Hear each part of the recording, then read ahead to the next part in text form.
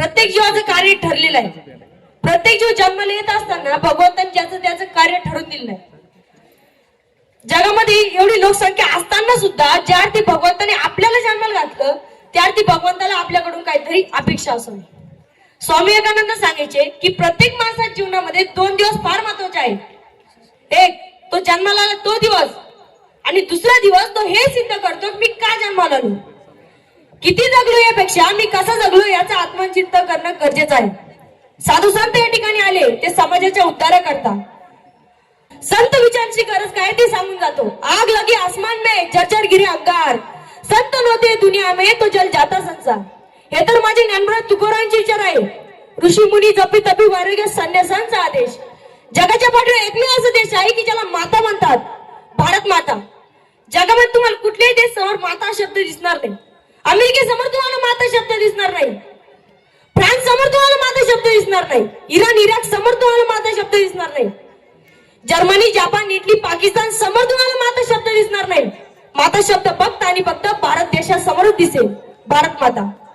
भारतासारखा देश नाही, माणसासारखं राज्य नाही, पंढरपुरासारखं तीर्थ नाही, पांडुरंगासारखं दैवत नाही, ज्ञानोबरांसारखा संत नाही, ज्ञानेश्वरी सारखा ग्रंथ नाही, रामायणासारखी आचार संहिता नाही, दर्शनासारखा बाप नाही, कौशल्यासारखी माय नाही, रामासारखा मुलगा नाही, सीतेसारखी सून नाही, उर्मिलीसारखी जाऊ नाही, सुतकुर्ती मांडवीसारखी जेठाणी नाही, भरतासारखा भाऊ नाही, विभीषणासारखा मित्र नाही, बंधू नाही, हनुमंतासारखा सेवक नाही, विभीषणासारखा मित्र नाही, रावणासारखा शत्रू नाही, कोले इतका लबाड नाही, कावळा इतका धर्म नाही, काजळ इतका काळ नाही, लोणे इतका मऊ नाही, आणि माणसाच्या देहासारखा दुसरा कोणताच देह नाही.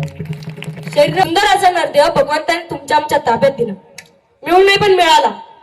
या नरदेहाची किंमत काहींना कळाली पण मिळाला नाही, काहींना मिळाला पण कळाला नाही, आणि काहींना मिळालाही नाही कळालाही नाही. या नरदेहाची किंमत देवांना कळाली, देवांना कळाला पण मिळाला नाही. हा नरदेह पशुपक्ष्यांना कळालाही नाही मिळालाही नाही.